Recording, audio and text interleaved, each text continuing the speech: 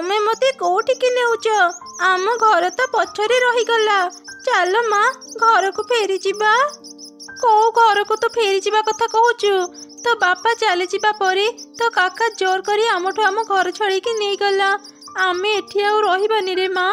ଏ ଜଙ୍ଗଲର ସବୁ ଚଢ଼େଇ ଭାରି ନିଷ୍ଠୁର। ମୋ ସ୍ୱାମୀ ଯେତେବେଳେ ବଞ୍ଚିଥିଲେ ସେ ସମସ୍ତଙ୍କୁ ସାହାଯ୍ୟ କରୁଥିଲେ, ହେଲେ ଆଜି ଆମ ବିପଦ ସମୟରେ ଆମକୁ କେହି ବି ସାହାଯ୍ୟ କଲେ ନାହିଁ। ଚାଲ ମା, ଆଜି ହିଁ ଆମେ ପାଖ ଜଙ୍ଗଲକୁ ଯିବା ଆଉ ସେଇଠି ରହିବା। ଠିକ ଅଛି ମା, ତୁମେ ଯୋଉଠିକି ଯିବ ମୁଁ ବି ତମ ସାଙ୍ଗରେ ଯିବି। ହେଲେ ତା ପୂର୍ବରୁ ମତେ କିଛି ଖାଇବାକୁ ଦିଅ ମା, ଭାରି ଭୋକ ଲାଗିଲାଣି। ଛୁଆର ଏପରି କଥା ଶୁଣି ମା ଚଢ଼େଇ ଚାରି ଦିଗକୁ ଦେଖିଲା। କିଛି ଦୂରରେ ଏକ ତରଭୁଜ ବଗିଚା ଥିଲା। ତା ଦେଖି ମା ଚଢ଼େଇଟି କହିଲା, କାନିରେ ମା, ଏଇ ତ ଆଗରେ ଗୋଟେ ତରଭୁଜ ବଗିଚା ଅଛି। ମୁଁ ଏବେ ହିଁ ତୋ ପାଇଁ ଗୋଟେ ତରଭୁଜ ଆଣିଦେଉଛି। ଏତେ ଚିନ୍ତାରେ ଥିଲି ଯେ ମୁଁ ତୋ କଥା ଭୁଲି ଯାଇଥିଲି। ଟିକେ ଅପେକ୍ଷା କର, ମୁଁ ଏବେ ତୋ ପାଇଁ ତରଭୁଜ ଆଣିଦେଉଛି।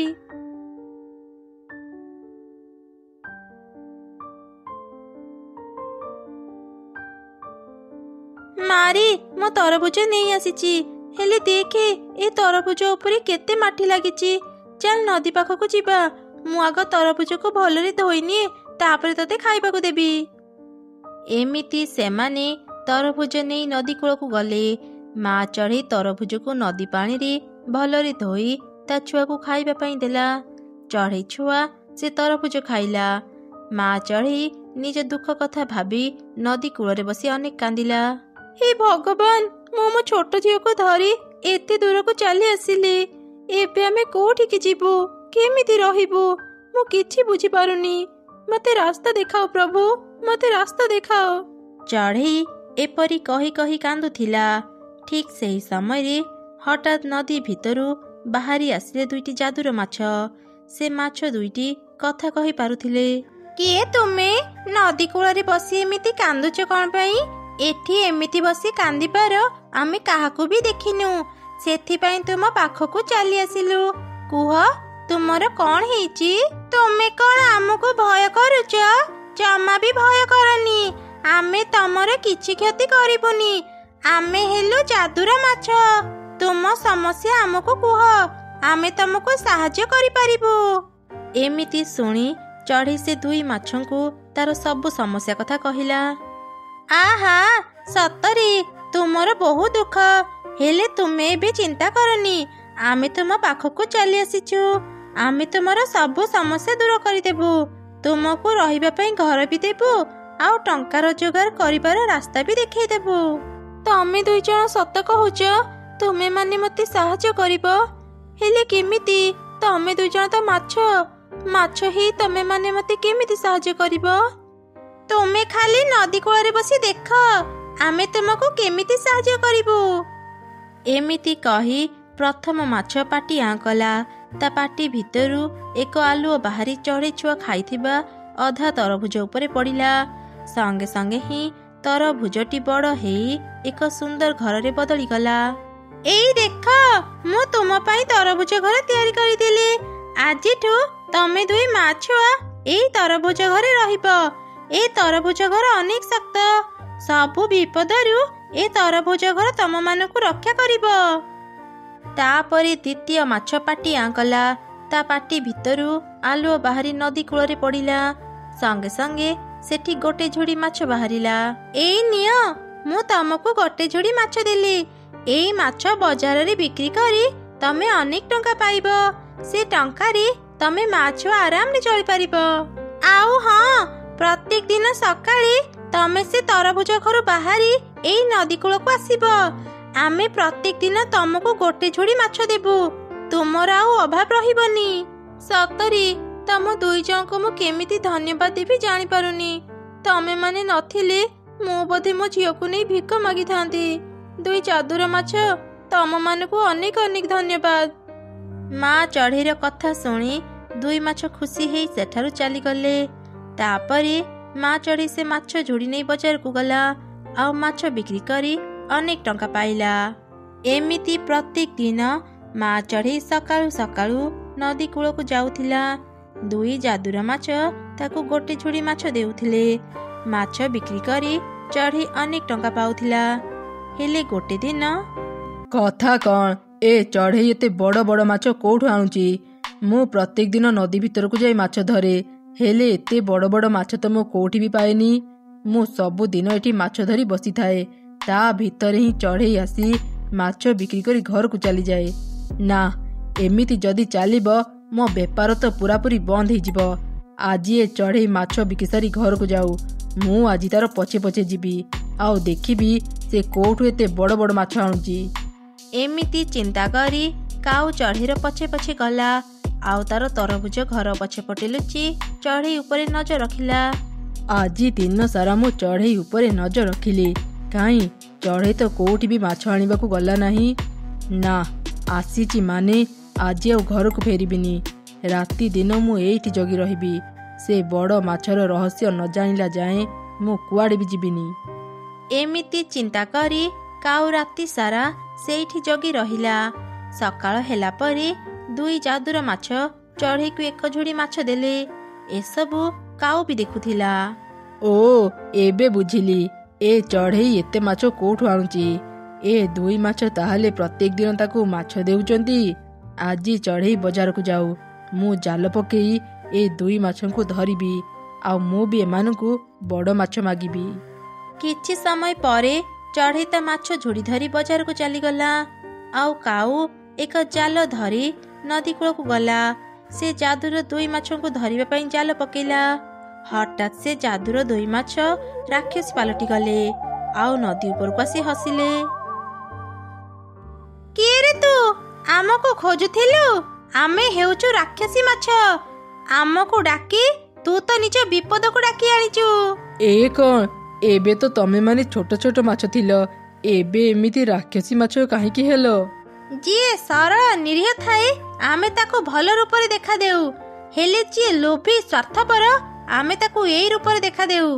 ଆମେ ତ ବିଷୟରେ ଭଲ ଭାବରେ ଜାଣିଛୁ ତୁ ବହୁତ ଲୋଭୀ। ପଚା ବାସି ମାଛକୁ ତୁ ଭଲ ମାଛ କହି ସମସ୍ତଙ୍କୁ ବିକ୍ରି କରୁ। ତୋ ଭଳି ଏକ ଅସତ୍ ଠକ ବ୍ୟବସାୟୀକୁ ଧରିବା ପାଇଁ ଆମେ ସୁଯୋଗ ଖୋଜୁଥିଲୁ। ଆଜି ଆମକୁ ସେ ସୁଯୋଗ ମିଳିଗଲା। ଏବେ ଆମେ ତତେ ନେଇଯିବୁ। କାଉକୁ ଆଉ କିଛି କହିବାର ସୁଯୋଗ ନ ଦେଇ ଦୁଇ ରାକ୍ଷସୀ ମାଛ ତାକୁ ଟାଣି ଟାଣି ନିଜ ସାଙ୍ଗରେ ପାଣି ଭିତରକୁ ନେଇ ମାରିଦେଲେ। ଏମିତି ସେ ଲୋଭୀ କାଉର ଅନ୍ତ ହେଲା। ସେପଟେ ମା ଚଢ଼େଇ ପ୍ରତ୍ୟେକ ଦିନ ମାଛ ଝୁଡ଼ି ବଜାରରେ ବିକ୍ରି କରି ଅନେକ ଖୁସିରେ ରହିଲା। ଜଙ୍ଗଲ ଭିତରେ ଥିଲା ଏକ ଛୋଟ ପୋଖରୀ। ଦିନେ ସେ ପୋଖରୀରେ ତିନୋଟି ବତକ ପହଁରୁଥିଲେ। ହଠାତ୍ ସେମାନେ କାନ୍ଦିବାର ସ୍ୱର ଶୁଣିଲେ। ବଞ୍ଚାଅ, ମୋତେ କେହି ବଞ୍ଚାଅ, ମୋ ଗୋଡ଼ କଟି ଯାଇଛି, ମୁଁ ଉଠି ପାରୁନି, ମୋତେ କେହି ସାହାଯ୍ୟ କର, ଏ କଷ୍ଟ ମୁଁ ଆଉ ସହିପାରୁନି, ବଞ୍ଚାଅ, ମୋତେ କେହି ବଞ୍ଚାଅ। ଆରେ ତମେ ମାନେ ଶୁଣିପାରୁଛ? କେହି ଜଣେ ବଞ୍ଚାଅ ବଞ୍ଚାଅ କହି ଚିତ୍କାର କରୁଛି। ଚାଲ ତା ପାଖକୁ ଯାଇ ତାକୁ ସାହାଯ୍ୟ କରିବା। ହଁ ଭଉଣୀ, ତୁ ଠିକ କହିଛୁ। ଚାଲ ସମସ୍ତେ ସେଠାକୁ ଯାଇ ଦେଖିବା ତାର କ'ଣ ହେଇଛି। ତାପରେ ସେ ତିନି ବତକ ଚିତ୍କାର ଶୁଭୁଥିବା ଜାଗାକୁ ଗଲେ, ଆଉ ସେଠାରେ ଏକ ବୁଢ଼ୀ ଚଢ଼େଇକୁ ପଡ଼ିଥିବାର ଦେଖିଲେ। କିଏ ତୁମେ ବୁଢ଼ୀ ମା? ତୁମ ଗୋଡ଼ କଟି କେତେ ରକ୍ତ ବାହାରୁଛି? ତୁମ ଗୋଡ଼ କଟିଲା କେମିତି? ତୁମକୁ ଭାରି କଷ୍ଟ ହେଉଥିବ ନା? ହଁ, ମୋତେ ଭାରି ଯନ୍ତ୍ରଣା ହେଉଛି। ମୋ ରକ୍ତ ବନ୍ଦ କରିବା ପାଇଁ କିଛି ଔଷଧ ଆଣ। ମୋତେ ଠିକରେ ଦେଖାଯାଏନି, ସେଥିପାଇଁ ମୁଁ ନ ଦେଖିପାରି ଏକ ଧାରୁଆ ପଥରରେ ବାଜି ମୋ ଗୋଡ଼ କଟିଗଲା, ଆଉ ମୁଁ ଏଠି ପଡ଼ିଗଲି। ବୁଢ଼ୀ ମା, ତୁମେ ଆଉ କିଛି ସମୟ ଧୈର୍ଯ୍ୟ ଧର, ଆମେ ଏବେ ହିଁ ତୁମ ପାଇଁ ଔଷଧ ଆଣି ଦେଉଛୁ। ଏମିତି କହି ସେ ତିନି ବତକ ଖୋଜି ଖୋଜି ବୁଢ଼ୀ ଚଢ଼େଇ ପାଇଁ ଔଷଧ ଆଣିଦେଲେ, ଆଉ ସେ ଚଢ଼େଇର କ୍ଷତ ସ୍ଥାନରେ ଔଷଧ ଲଗେଇଦେଲେ। ବୁଢ଼ୀ ଚଢ଼େଇକୁ ଟିକେ ଭଲ ଲାଗିଲା ପରେ ସେ କହିଲା, ତୁମ ତିନି ଜଣଙ୍କ ଏହି ଉପକାର ମୁଁ କେବେ ବି ଭୁଲିବିନି। ତୁମମାନଙ୍କ ପାଇଁ ଆଜି ମୋ ଜୀବନ ବଞ୍ଚିଗଲା। ଆଚ୍ଛା କହିଲ, ତମ ତିନି ଜଣଙ୍କୁ କ'ଣ ଦରକାର? ମୁଁ ଜଣେ ତାନ୍ତ୍ରିକ, ତମେମାନେ ଯାହା କହିବ ମୁଁ ତା ଦେଇପାରିବି। ଆମେ ତିନି ଜଣ ତ ବତକ, ଆମେ ତୁମକୁ କ'ଣ ମାଗିବୁ ବୁଢ଼ୀ ମା?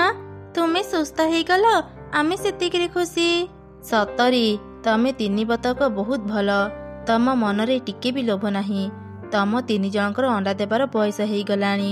ମୁଁ ତମମାନଙ୍କୁ ଆଶୀର୍ବାଦ କରୁଛି। ତମେ 3 ଜଣ 3ଟି ଯାଦୁର ଅଣ୍ଡା ଦେବ। ସେ ଯାଦୁର ଅଣ୍ଡାରୁ ଛୁଆ ବାହାରିବା ପରେ ସେମାନେ ଅନେକ ଶକ୍ତିଶାଳୀ ଆଉ ଭାଗ୍ୟବାନ ହେବେ। ତାନ୍ତ୍ରିକ ବୁଢ଼ୀ 3 ବତକଙ୍କୁ ଯେତେବେଳେ ଆଶୀର୍ବାଦ କରୁଥିଲା, ସେହି ରାସ୍ତା ଦେଇ ଏକ ଭୂତ ଚଢ଼େଇ ଯାଉଥିଲା। ସେ ଭୂତ ଚଢ଼େଇ ତାନ୍ତ୍ରିକ ବୁଢ଼ୀର ସବୁ କଥା ଶୁଣି ହସିଲା। ଆରେ ବାଃ, ଏ ତାନ୍ତ୍ରିକ ଚଢ଼େଇ ତ ଏ 3 ବତକଙ୍କୁ ଭଲ ଆଶୀର୍ବାଦ କରିଛି। ମୁଁ ଯଦି ସେ ଯାଦୁର ଅଣ୍ଡା ପାଇଯାଆନ୍ତି, ଯଜ୍ଞ କରି ସେ ଅଣ୍ଡା 3ଟି ଖାଇଲେ ମୁଁ ଅନେକ ଶକ୍ତି ପାଇଯାଆନ୍ତି। ମୋତେ ନଜର ରଖିବାକୁ ହେବ। ଯେତେବେଳେ 3 ବତକ ଅଣ୍ଡା ଦେବେ, ମୁଁ ତାଙ୍କ ଅଣ୍ଡା ଚୋରି କରି ନେବି। ସେପଟେ 3 ବତକ ତାନ୍ତ୍ରିକ ବୁଢ଼ୀକୁ ଧନ୍ୟବାଦ ଜଣାଇ ନିଜ ଘରକୁ ଚାଲିଗଲେ। ଯାଦୁର ଅଣ୍ଡା ପାଇବା ଲୋଭରେ ସେ ଭୂତ ଚଢ଼େଇ ବି ତାଙ୍କ ପଛେ ପଛେ ଗଲା। ଓ, ଏଇଟା ତାହେଲେ ସେ 3 ବତକଙ୍କ ଘର। ଏବେ ମୁଁ ବି ଏଇ ପାଖରେ ରହିବି, ଆଉ ଏ 3 ଜଣଙ୍କ ଉପରେ ନଜର ରଖିବି।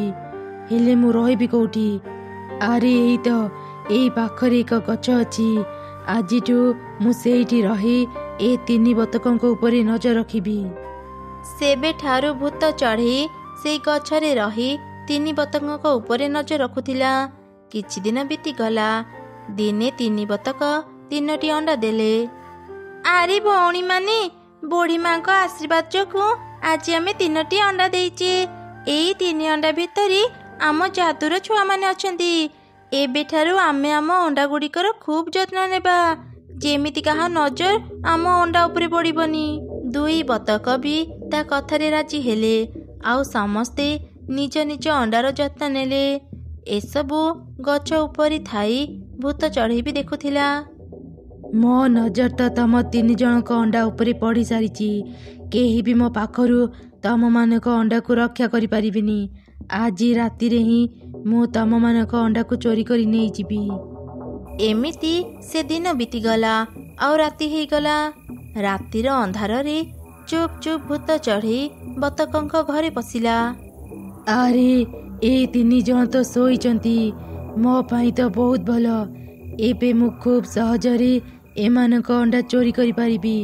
ଶୋଇଥାଅ, ତମେ 3 ଜଣ ମହା ଶାନ୍ତିରେ ଶୋଇଥାଅ। ସକାଳେ ଉଠିଲେ ଆଉ ତମେମାନେ ନିଜ ଅଣ୍ଡା ପାଇବନି। ଏମିତି କହି ଭୂତ ଚଢ଼େଇ 3 ବତକଙ୍କ ଅଣ୍ଡା ନେଇ ଘରୁ ବାହାରିବା ସମୟରେ ସେ 3 ବତକଙ୍କ ନିଦ ଭାଙ୍ଗିଗଲା। ଏଇ କିଏ ତୁ? ଆମ ଅଣ୍ଡା କାହିଁକି ନେଉଛୁ? ଦେ ଦେ ଆମକୁ ଆମ ଅଣ୍ଡା। ଚୋର ଚୋର, ଏ ଚୋର ଆମ ଅଣ୍ଡା ନେଇଯାଉଛି। କିଏ କୋଉଠି ଅଛ? ଆମକୁ ସାହାଯ୍ୟ କର। ତମମାନଙ୍କର ସାହସ ତ କମ୍ ନାହିଁ। ମୋତେ ତମେମାନେ ଚୋର କହୁଛ? ମୁଁ ତମମାନଙ୍କୁ ନ ମାରି ଛାଡ଼ି ଦେଉଛି, ସେତିକିରେ ଖୁସି ହୁଅ। ଏ 3 ଅଣ୍ଡା ମୋର ଦରକାର। ମୁଁ ଏ ଅଣ୍ଡା ତମମାନଙ୍କୁ ଦେବିନି। ନା, ଆମ ଅଣ୍ଡା ନେନି। ଫେରିଦେ ଆମକୁ ଆମ ଅଣ୍ଡା, ନହେଲେ ଆମେ ତତେ ଛାଡ଼ିବୁନି। କ'ଣ କହିଲ ତମେମାନେ? ମୋତେ ଛାଡ଼ିବନି? ଏବେ ଦେଖ ମୁଁ ତମମାନଙ୍କ ସହ କ'ଣ କରିବି। ଆଗ ତମ 3 ଜଣଙ୍କୁ ମାରି ତମ ରକ୍ତ ପିଇବି, ତାପରେ ତମମାନଙ୍କ ଅଣ୍ଡା ଖାଇବି। ଏମିତି କହି ସେ ଭୂତ ଚଢ଼େଇ ଗଛ ଉପରେ 3 ଅଣ୍ଡାକୁ ଝୁଲେଇ ଦେଲା। ଆଉ ସେ ଗଛ ପାଖକୁ ଯେମିତି କେହି ଯାଇପାରିବେନି, ସେଥିପାଇଁ ସେ ଗଛ ଚାରିପାଖରେ ନିଆଁ ଲଗେଇଦେଲା। ବଞ୍ଚାଅ, ଆମକୁ କେହି ବଞ୍ଚାଅ। ଏ ଭୂତ ଚଢ଼େଇ ଆମକୁ ମାରିଦେବ। କେହି ଆମକୁ ରକ୍ଷା କର। ଠିକ୍ ସେହି ସମୟରେ ସେ ରାସ୍ତା ଦେଇ ତାନ୍ତ୍ରିକ ବୁଢ଼ୀ ଯାଉଥିଲା। ସେ ବତକମାନଙ୍କ ଚିତ୍କାର ଶୁଣି ତୁରନ୍ତ ତାଙ୍କ ପାଖକୁ ଗଲା। ରହିଯା ଦୁଷ୍ଟ ଭୂତ, ତୁ ଏ ବତକମାନଙ୍କର କିଛି କ୍ଷତି କରିପାରିବୁନି। ରହିଯା କହୁଛି। ଏଇ କିଏ ତୁ? ମୋତେ ଅଟକେଇବାକୁ ତୋର ସାହସ କେମିତି ହେଲା? ମୋ ରାସ୍ତାରେ ଆସନି। ବଞ୍ଚିବାକୁ ଚାହିଁଲେ ଚାଲିଯା ଏଠୁ, ନହେଲେ ମୁଁ ତତେ ମାରିଦେବି। କ'ଣ କହିଲୁ ଦୁଷ୍ଟ ଭୂତ? ତୁ ମୋତେ ମାରିବୁ? ଏବେ ଦେଖ ମୁଁ ତୋ ସହ କ'ଣ କରୁଛି। ଏମିତି କହି ସେ ତାନ୍ତ୍ରିକ ଚଢ଼େଇ ମନ୍ତ୍ର ଫୁଙ୍କି କିଛି ଗଙ୍ଗା ଜଳ ଭୂତ ଚଢ଼େଇ ଉପରକୁ ଫିଙ୍ଗିଲା। ଭୂତ ଚଢ଼େଇ ଦେହରେ ଗଙ୍ଗା ଜଳ ବାଜିବା ଯୋଗୁଁ ତା ଦେହରେ ନିଆଁ ଲାଗିଗଲା।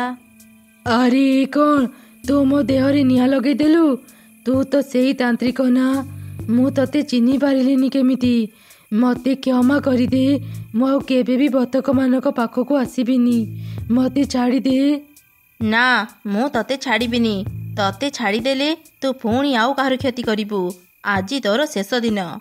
ଭୂତ ଚଢ଼େଇ ଚିତ୍କାର କରି କରି ନିଆଁରେ ପୋଡ଼ି ପାଉଁଶ ହେଇଗଲା। ସେ ଯିବା ପରେ ପରେ ଗଛରୁ 3 ଅଣ୍ଡା ବତକଙ୍କ ପାଖକୁ ଚାଲି ଆସିଲା। ବହୁତ ବହୁତ ଧନ୍ୟବାଦ ବୁଢ଼ୀମା, ଆଜି ତୁମେ ଠିକ୍ ସମୟରେ ନ ଆସିଥିଲେ ସେ ଭୂତ ଚଢ଼େଇ ଆମ 3 ଅଣ୍ଡାଙ୍କର କ୍ଷତି କରିଦେଇଥାନ୍ତା।